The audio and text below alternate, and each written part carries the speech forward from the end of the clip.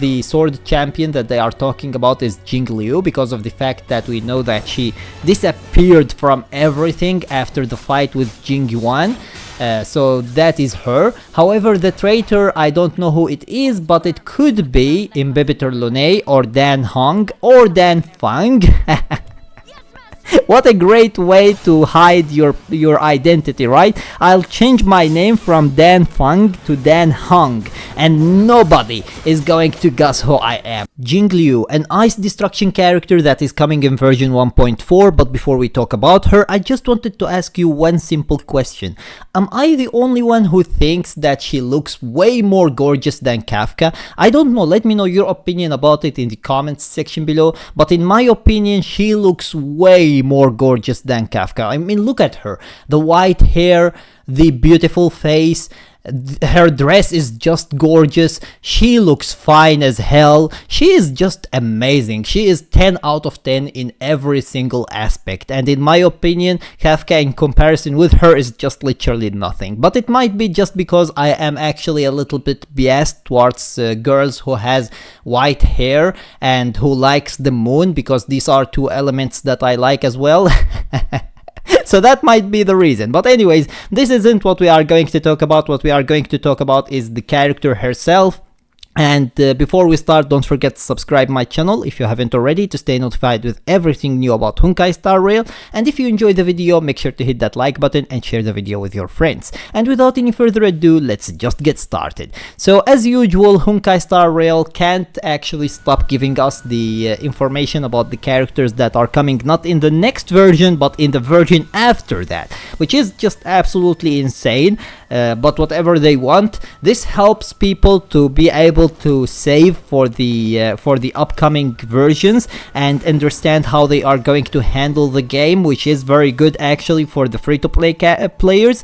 However, this is bad for their business, and I really don't know why they are doing it, but whatever, I guess it is helpful for us as players, so that is a big plus for them. That is a very massive W for them. Anyways, as you can see, they are saying character card Jingliu. Whoever wishes to learn my swordplay, I will teach them. She is a generous girl. Or woman, maybe, I don't know. One of the legendary heroes, making up the High-Cloud Quintet, and bestowed with the title Transcendent Flash. Having ascended beyond mortal concepts of victory, she chose to walk a different path to obtain the power capable of slaying gods. Thereafter, one sword champion of the Luofu was removed from the Xianzhou's records, and one traitor erased from the annuals was added.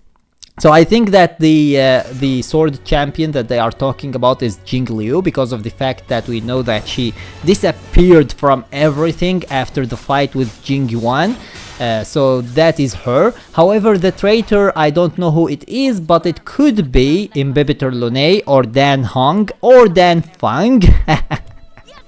What a great way to hide your identity, right? I'll change my name from Dan Fang to Dan Hong, and nobody is going to guess who I am. It's impossible, like literally impossible. Anyways, this is just hilarious.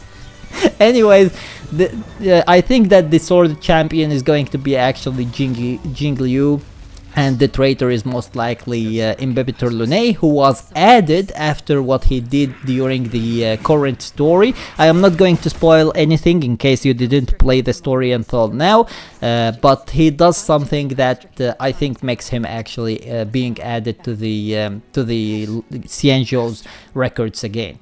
Anyways, she is going to be, as I said before, an ice destruction character, and she is going to be a 5-star. She is most likely coming as the first character in version 1.4, because usually they give us the hints or the leaks or whatever you want to call this, the information in basically in order. So first they give us the first character that is coming, then they give us the second character, the second 5-star, and then they give us basically the 4-star character that is coming with the second 5-star, and lastly they give us the basically the live stream for the version that is coming, not for the version that these characters are coming in, but the version that is coming. Anyways, her being actually a destruction character pretty much confirms the fact that they are trying to push the destruction type characters for some reason. We got in version 1.2 Blade, who is a destruction character. In version 1.3 we are going to get actually inbibitor Lunae, who is a destruction character again, and in version 1.4 we are going to get Jingliu, who is also a destruction character. So that is pretty clear that they are trying to push the destruction type characters for some reason. I don't know why, but it seems that they want to build up the destruction team, and we will see if that is going to have anything to do with the story itself as well, because we just fought one of the destruction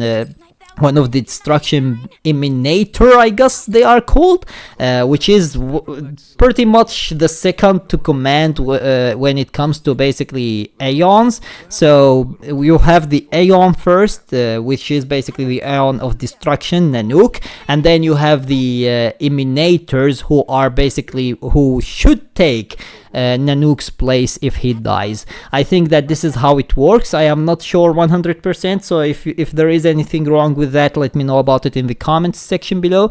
But I think that you have basically the Aeon, and then you have some Emanators who, in case the Aeon dies for some reason, they take his place and become the Aeon of that specific type. So we just fought an Emanator of Destruction, which is a pretty big boss of destruction, so it might have to do something with the story actually.